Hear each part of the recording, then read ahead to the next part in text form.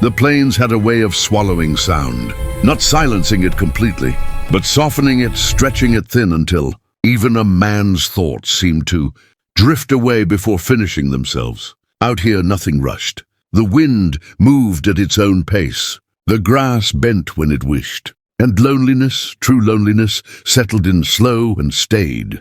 Ethan Cole stood at the edge of his land with one boot resting. On the lower rail of the fence, his weight balanced easily, his posture shaped by years of working against wind and weather.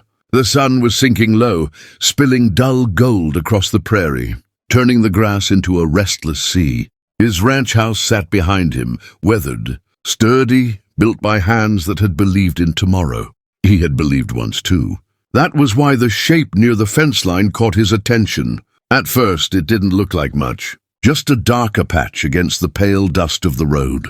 Ethan narrowed his eyes, scanning the horizon the way a man learned to do when solitude was both his shield and his burden. Then the shape moved, slowly, deliberately. A woman, alone. Ethan straightened, his hand settling instinctively at his belt. Women did not come here. Not wandering, not waiting. Travelers passed on the distant road, wagons, creaking toward towns with names he barely remembered, but they did not stop. They certainly did not stand at his fence as if summoned by fate itself. The horse behind him shifted, uneasy. Ethan pushed off the fence and walked toward the gate, boots crunching against the dry earth. With every step, the woman became clearer, more real, and more out of place. She was slight, wrapped in a wool coat too thin for the plains, the hem stained with dust and travel. Her boots were worn, clearly not made for long distances. The leather cracked and scuffed. Dark hair was braided down her back, tight and practical, though loose strands whipped free in the wind. She did not wave.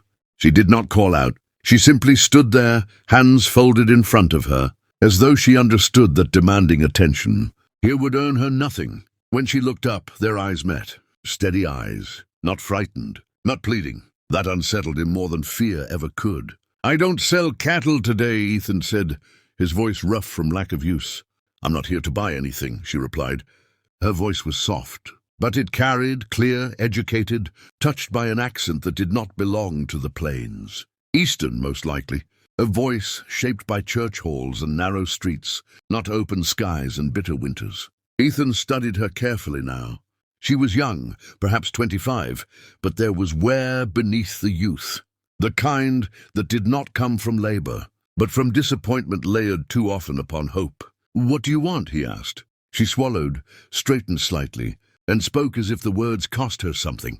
"My name is Eleanor Whitmore," she said. "I was sent here by mistake." The wind tugged at her coat, and she tightened her grip around it, holding herself together. "Sent here how?" "By train," Eleanor answered. "To marry a man who does not live here." The understanding hit Ethan like cold water. Mail order bride. He had heard of it often enough. Men out here died young. Loneliness drove desperation. Women came west chasing security, purpose, escape. Some found it. Some found ruin. "And the man?" Ethan asked quietly. "He met me at the depot," Eleanor said.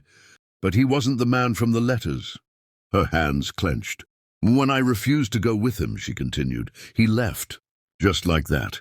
Silence stretched between them. Wind whispered through grass. A hawk cried somewhere far above. "You shouldn't be here," Ethan said finally. "I know. Town's 10 miles back." "I know. You can't stay." Eleanor lifted her chin. Something inside her cracked, not enough to break, but enough to let truth show through. "I have nowhere else to go," she said. The words were steady, but her eyes, dark, tired, resolute, told him she had already weighed every other path and found them closed. Ethan looked past her down the empty road. No wagon, no escort, no plan. "You can stay one night," he said at last. Relief crossed her face so fast it nearly undid her composure. She bowed her head slightly. "Thank you." He opened the gate, and with that small act, everything began to change.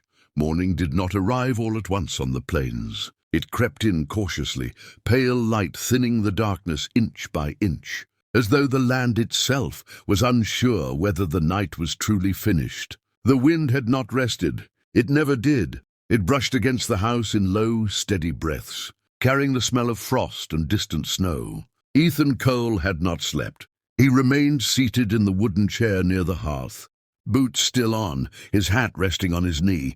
The fire had burned down to embers hours ago, yet he had not stirred. He stared into the dimness, listening to the wind, to the ticking of cooling wood, and to the faintest sound of all, breathing. Another person's breathing. The sound felt foreign inside these walls, like a memory that had wandered back uninvited. He had lived alone for so long that the house had learned his silence. Even the floorboards no longer creaked beneath his weight. But now there was a presence in the back room, light, restrained, careful not to disturb. Eleanor. At some point before dawn, Ethan rose. His joints protested quietly as he stood, the way they always did in cold weather. He moved through the house without lighting a lamp, guided by familiarity alone. At the back room door he paused. It was closed. That too unsettled him. He stepped outside instead. The cold struck hard, clean and unforgiving. Frost coated the ground in a thin, glittering skin, crunching beneath his boots as he crossed the yard. The sky was colorless, caught between night and day, and the plains stretched endlessly in all directions, empty and honest. Work steadied him. He fed the horses, his hands numb as he worked the stiff leather straps. The animals snorted softly, their breath clouding the air. He checked the corral, the fence line closest to the house, the latch on the barn door. Everything was as it should be, and yet nothing was. When he finally turned back toward the house, something made him stop. Smoke. A thin ribbon rose from the chimney, curling into the pale sky. Ethan frowned. The fire had been nearly dead when he'd left. He approached slowly, senses alert in a way they hadn't needed to be in years. Inside, warmth greeted him before words did. The stove was lit, water simmered softly. The smell of coffee, real coffee, not the thin substitute he sometimes endured, filled the room. Eleanor stood at the stove.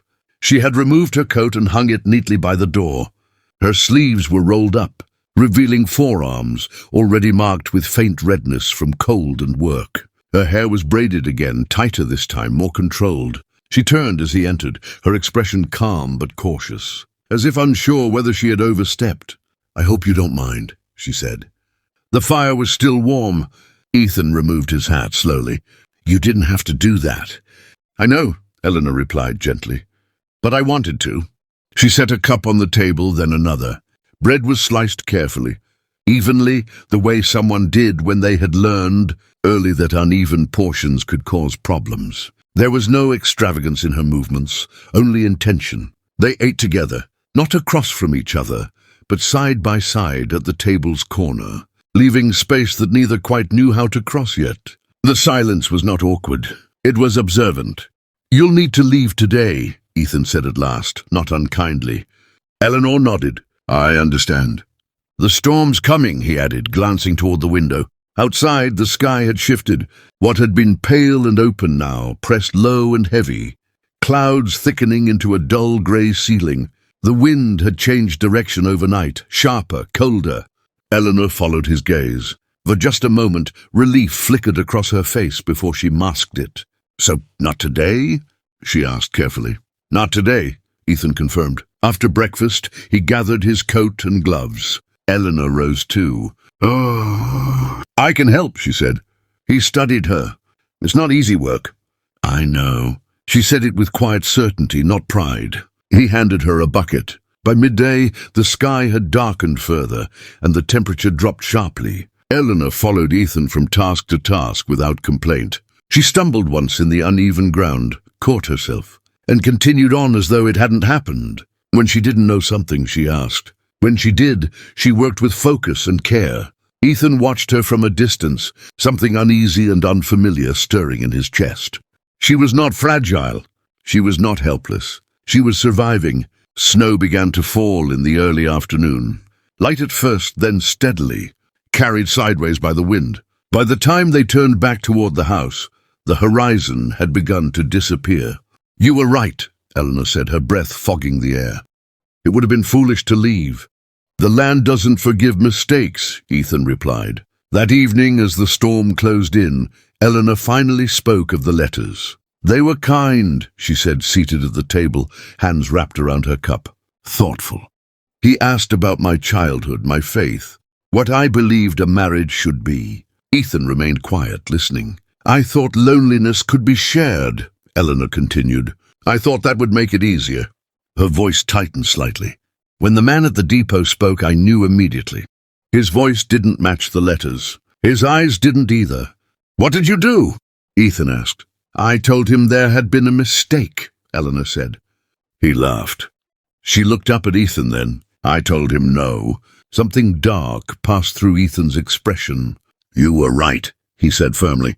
That night the storm strengthened. Snow piled against the walls, the road vanished entirely, and the world beyond the window ceased to exist. Eleanor lay awake once more, listening to Ethan move quietly through the house, a steady presence shaped by restraint and habit.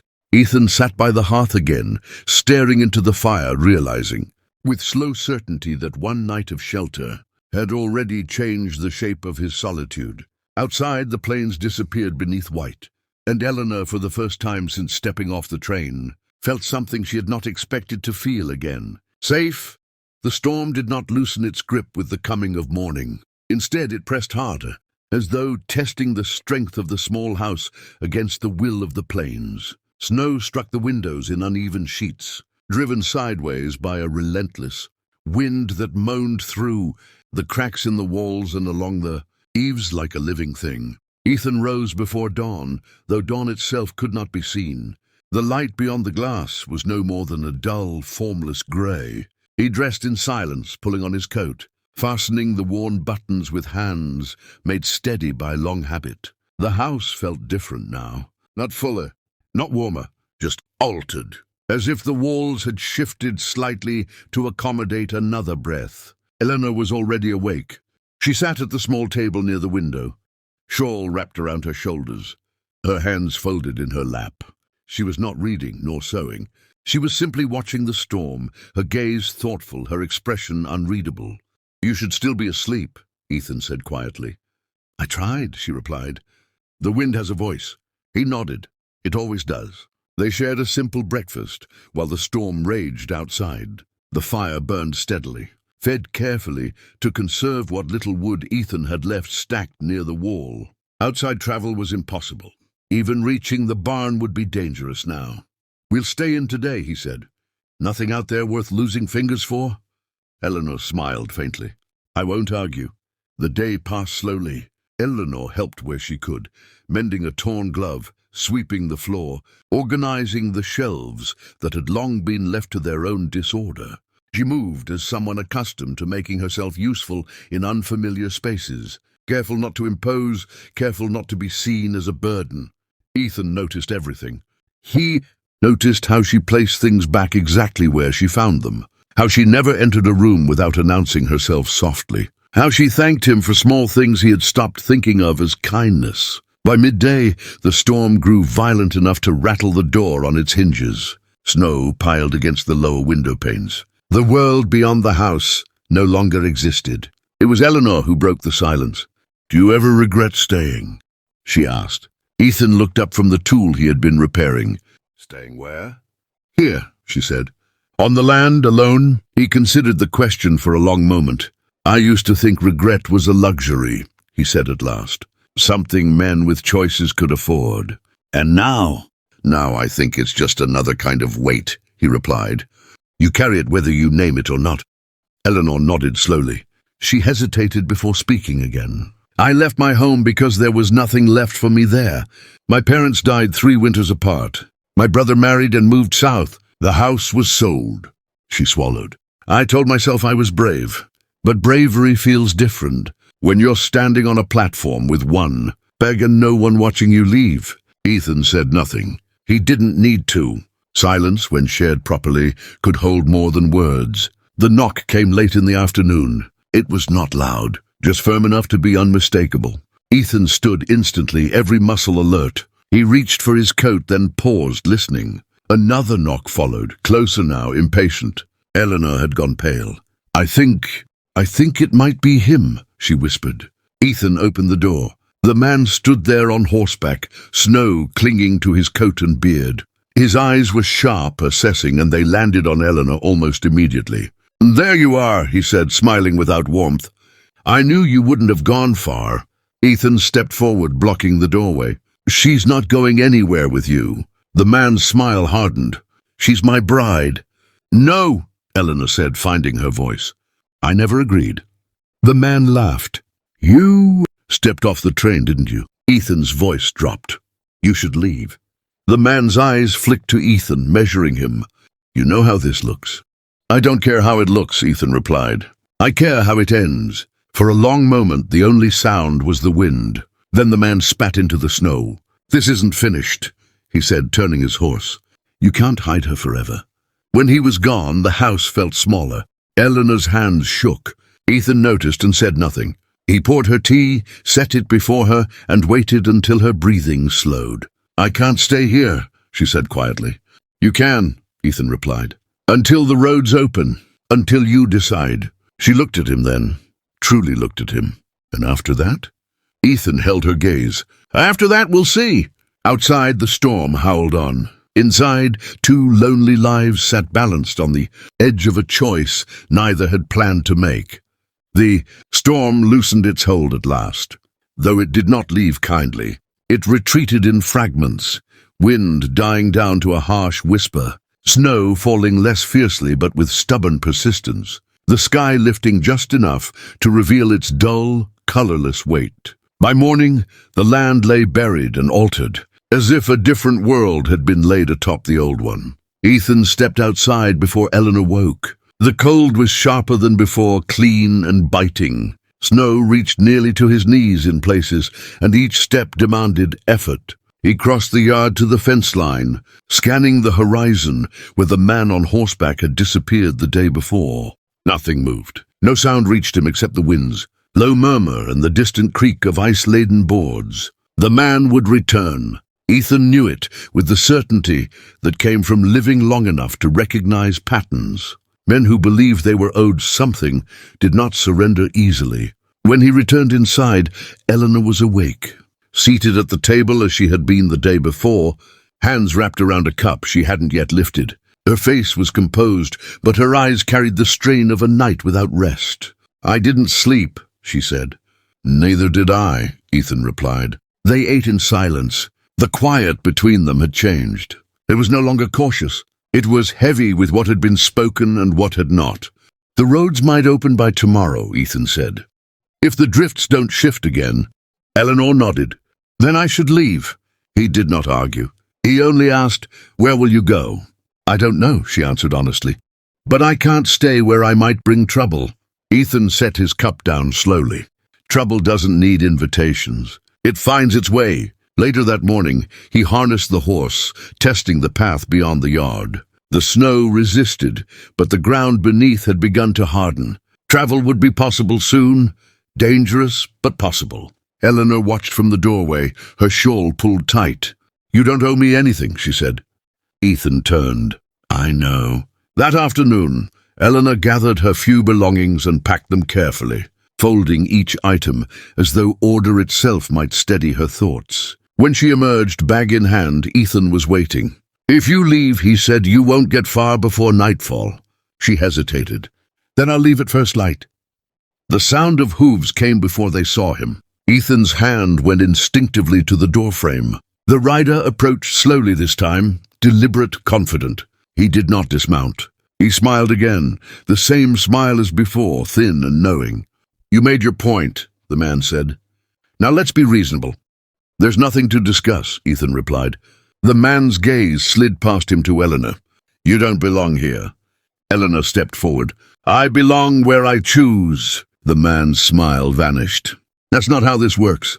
Ethan moved then, just enough to remind the man that he was not alone.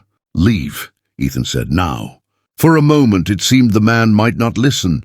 Then with a sharp tug of the reins, he turned his horse. "I'll be back," he called over his shoulder.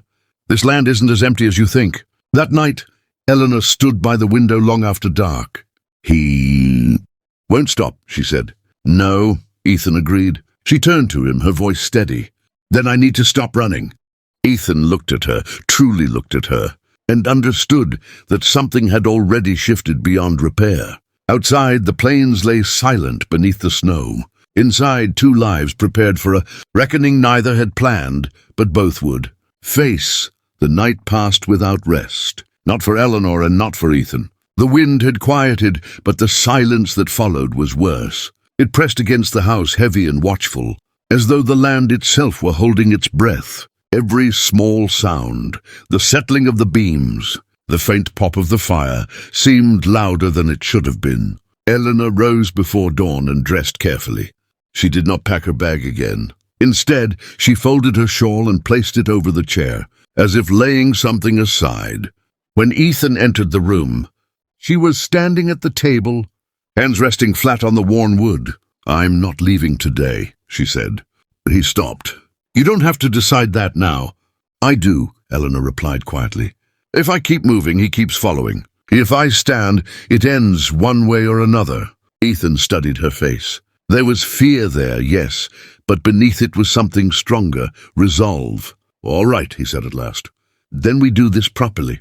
They spent the morning preparing. Ethan checked the rifle, though he hoped he would not need it. He reinforced the door, cleared the snow from the narrow path between house and barn, and marked the ground where footprints would show clearly. Eleanor watched, learning, absorbing, asking no unnecessary questions. At midday, she surprised him. "I can speak to him," she said. Ethan turned sharply. "No." "I mean it," Eleanor insisted. "Not alone.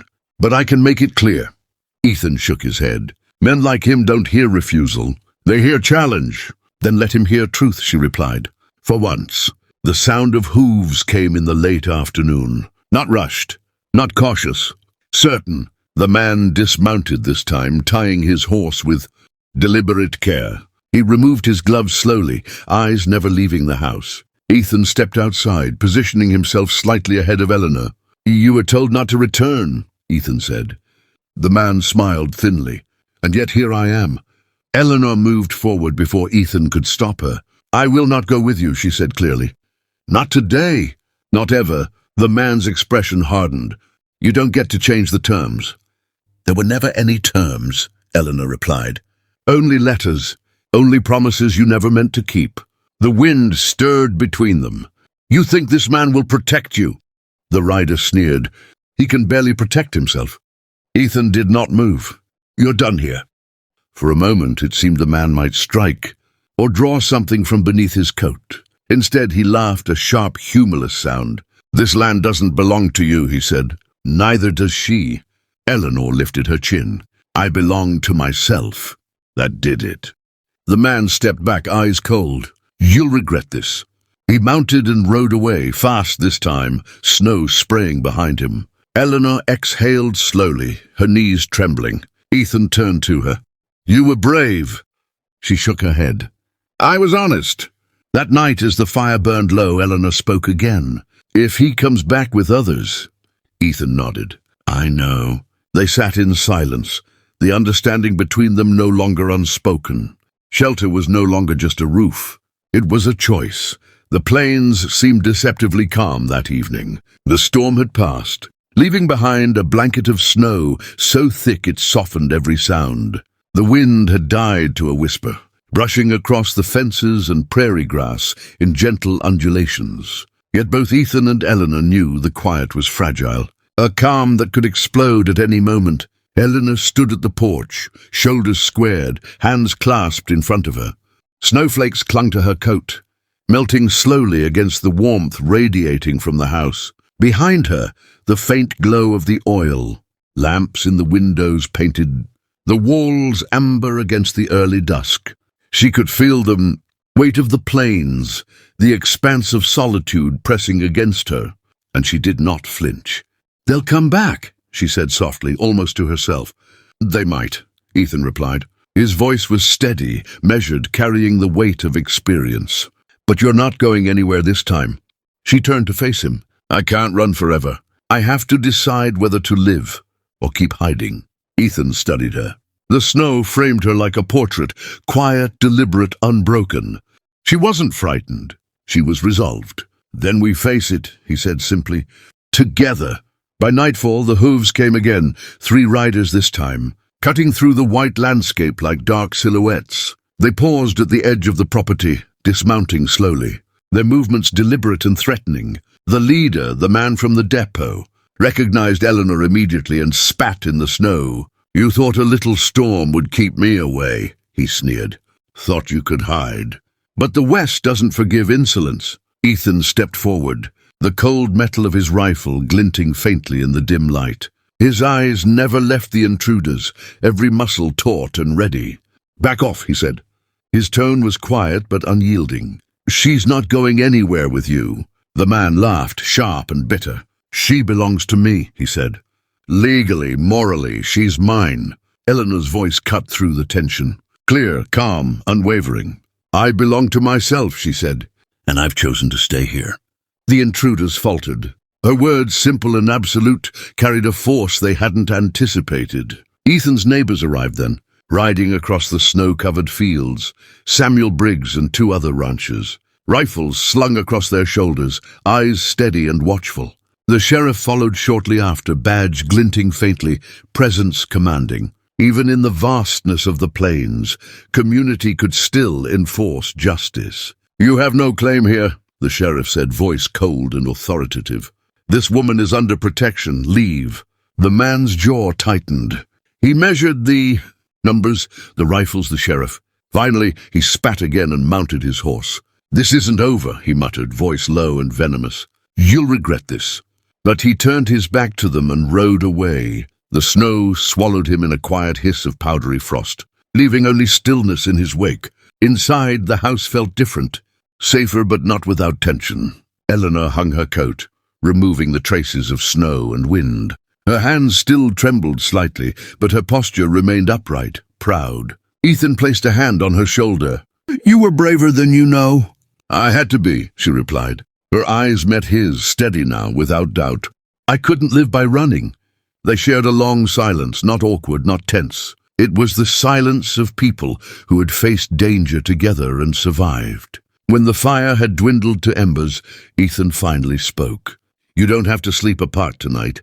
Eleanor looked at him, startled by the offer and by her own reaction. Slowly, deliberately, she nodded.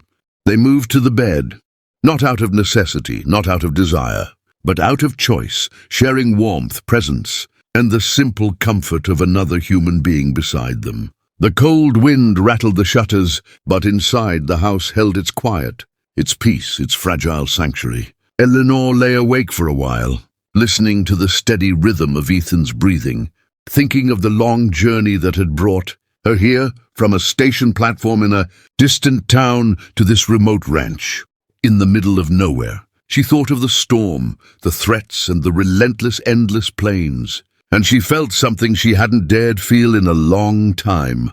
Home. Ethan stirred beside her. "You stayed," he whispered, "even when it would have been easier not to?" "I stayed," Eleanor said softly, "because I chose to." Outside, the plains stretched endlessly under the stars, vast, cold, and unforgiving. But inside the small wooden house, warmth, trust, and quiet courage had taken root. Life would not be easy, and danger would always lurk beyond the horizon. Yet, here, now, 2 lives had intersected, not out of chance, but out of decision. For the first time in years, Ethan Cole was not alone. And for the first time since leaving home, Eleanor Whitmore felt as though she belonged somewhere, truly, completely and willingly. The world beyond the windows was wide, wild and indifferent. But within these walls, amidst the snow, the wind, and the threats that had chased her, Eleanor had found something permanent: shelter, trust, and the quiet beginnings of love. And the plains, for all their vastness, were no longer empty.